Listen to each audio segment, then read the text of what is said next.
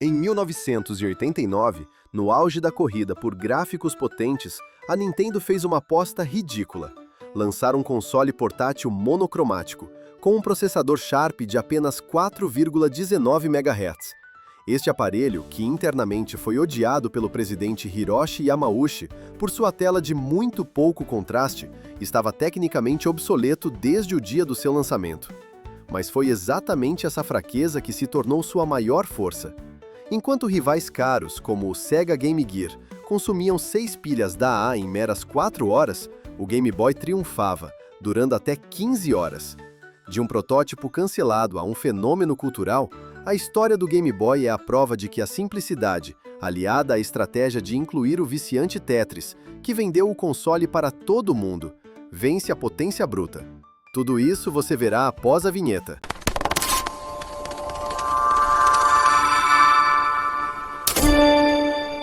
Esse som, para muita gente, esse barulhinho era o começo de tudo. Era o portal para outros mundos, tudo ali na palma da mão. Hoje a gente vai desvendar a história do Game Boy, um aparelho que no papel não tinha como dar certo, mas que no fim das contas acabou redefinindo o que a gente entende por entretenimento. Bom, vamos direto ao ponto porque a questão central aqui é fascinante. Imagina o cenário. Final dos anos 80, o mercado de portáteis está prestes a explodir. De um lado você tinha concorrentes com telas coloridas, processadores super rápidos, luz de fundo, e aí no meio disso tudo chega o Game Boy. Um tijolão cinza com uma tela esverdeada. E ele simplesmente aniquilou a concorrência. Como? A resposta não está na tecnologia, mas sim numa filosofia muito particular. Pois é, para entender o Game Boy, a gente precisa primeiro entender a mente por trás dele.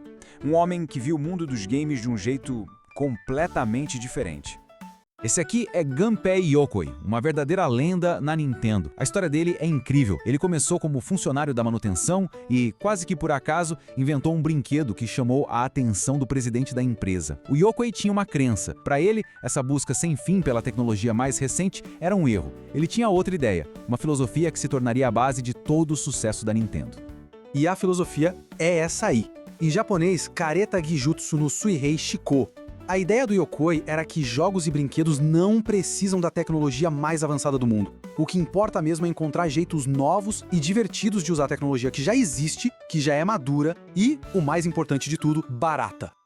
Então, o pulo do gato é esse. Não se tratava de uma limitação. A Nintendo não usou uma tela monocromática porque não conseguia fazer uma colorida. Eles usaram porque era a escolha inteligente. Era uma tecnologia ressequida, barata de produzir, super confiável e, o principal, não devorava a bateria. Essa filosofia toda se traduziu na prática nesses 3 pilares. Primeiro, a jogabilidade sempre vence os gráficos. Um jogo divertido numa tela simples é muito melhor que um jogo chato numa tela linda. Segundo, o aparelho tinha que ser barato o suficiente para que os pais comprassem para os filhos e resistente o bastante para sobreviver a eles. E terceiro, talvez o mais crucial de todos, a duração da bateria era tudo. Mas como essa filosofia se saiu na prática, no campo de batalha? Porque a concorrência chegou e, olha, ela veio com tudo, apostando todas as fichas no poder gráfico. Aparelhos como o Atari Lynx e o Sega Game Gear eram, pra época, verdadeiras maravilhas da tecnologia. Eles tinham telas coloridas, com luz de fundo, se colocasse um do lado do outro, eles faziam o Game Boy parecer um dinossauro. Só que eles tinham um calcanhar de Aquiles gigantesco. E aqui os números contam a história toda. O Game Gear precisava de 6 pilhas AA para funcionar por umas 2, 3 horas. Já o Game Boy, com 4 pilhas, durava mais de 10 horas. 10, sem contar que o preço de lançamento era quase o dobro. A Nintendo não estava vendendo tecnologia, ela estava vendendo tempo de jogo. E isso mostra uma verdade muito simples sobre qualquer aparelho portátil. A portabilidade é a característica mais importante. E vamos combinar, de que adianta um jogo lindo se a pilha acaba antes mesmo da viagem de ônibus terminar? A bateria do Game Boy não era só um detalhe, era sua principal arma. Mas todo hardware inteligente precisa de um software genial para acompanhar.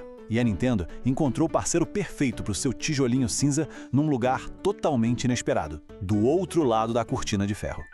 A história de como o Tetris foi parar no Game Boy é uma aventura que daria um filme de espionagem. Ele foi criado em 1984 por um programador soviético, o Alexei Pajitnov, e o jogo começou a se espalhar pelo bloco oriental.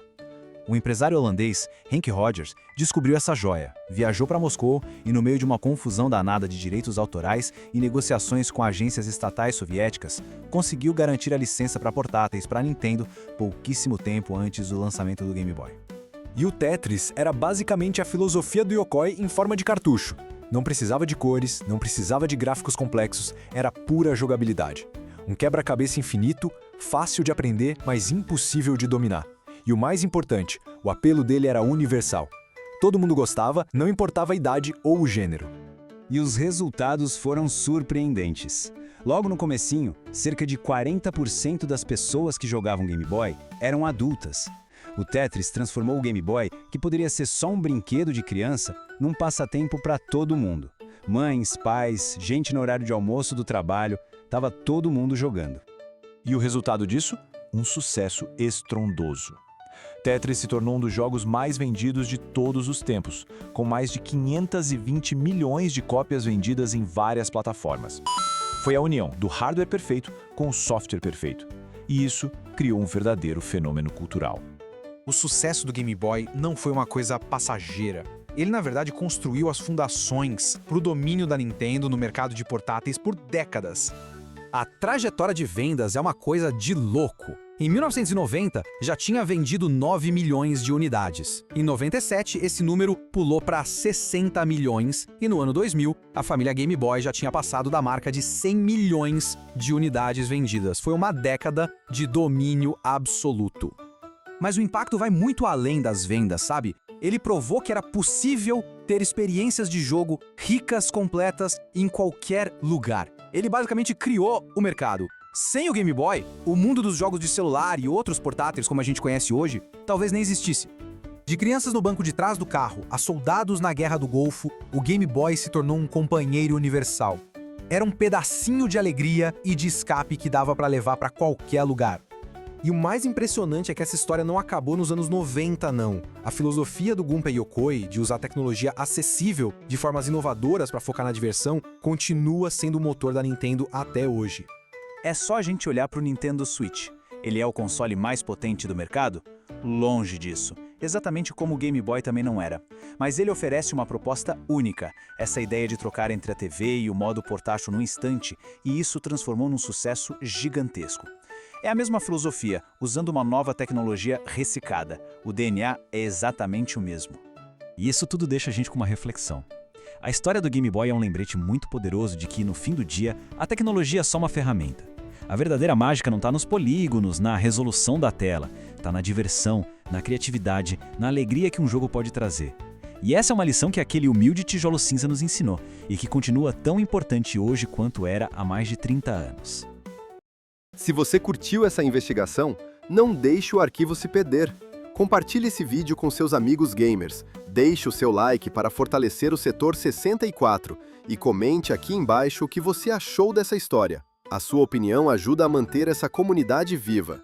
E claro, inscreva-se agora no canal para não perder os próximos arquivos secretos que vamos abrir juntos. Vamos hypando essa jornada e mostrando que a história dos games merece ser contada com a mesma intensidade que ela foi vivida.